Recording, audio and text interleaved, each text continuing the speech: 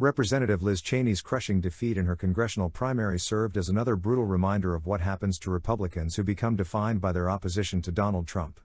But it also has a tangible effect.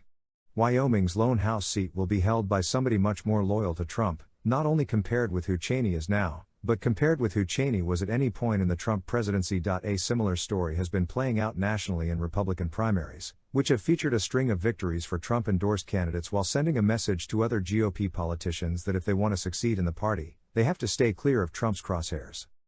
Taken together, what this likely means is that when the dust settles on the 2022 election, the Republican congressional class is going to be a lot more in tune with Trump and his agenda than even the one that was in power when he was president. There were a number of prominent Republicans who opposed Trump at some point in 2016, and as late as October, just weeks before the election, dozens of Republicans called on Trump to drop out of the presidential race in the wake of the Access Hollywood tape.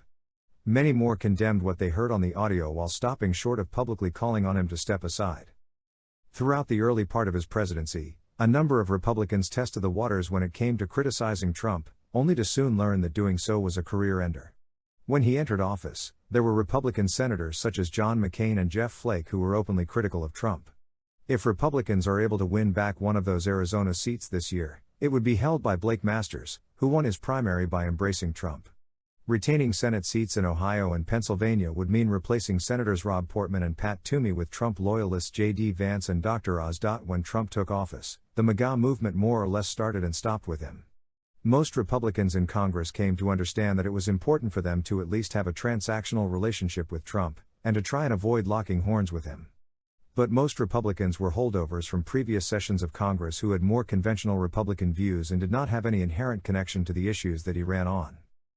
Since then, the eclectic platform that Trump stood for has expanded into a broader critique of the pre-Trump Republican Party on issues including trade, immigration, foreign policy, and corporate America. So, the crop of candidates representing Republicans this year are not only more loyal to Trump the person, but also more aligned with his ideas, to the extent that he has any sort of ideology. Ronald Reagan, for decades after leaving office, was somebody whom Republican candidates typically wanted to be identified with ideologically, especially on economics and foreign policy. During his presidential campaigns, Mitt Romney took heat in Republican primaries for an old clip of him running for senator in Massachusetts and declaring himself an independent during the Reagan years. But Reagan won 2 landslide elections by expanding the GOP coalition, so it was natural that successive generations of Republicans wanted to emulate him. It is worth taking a moment to think about how extraordinary it is for a political party to become more beholden to a former president after he loses. Nobody was running as a proud supporter of Jimmy Carter in the 1982 midterms or as a George H.W. Bush Republican in 1994. A Republican seeking office in 1934 would not cower in fear of Herbert Hoover's wrath were they to criticize his handling of the early stages of the Great Depression. And yet, despite losing to President Biden, Trump has maintained dominance over the party. This is no accident. In fact, this really gets to the heart of Trump's behavior since his 2020 defeat. Trump intuitively understands that defeated presidential candidates lose their grip on their party and, pretty soon, lose all relevance. This is why it is so important to Trump to keep denying his 2020 defeat, and why he feels he has to scare away other Republicans from challenging his stolen election claims.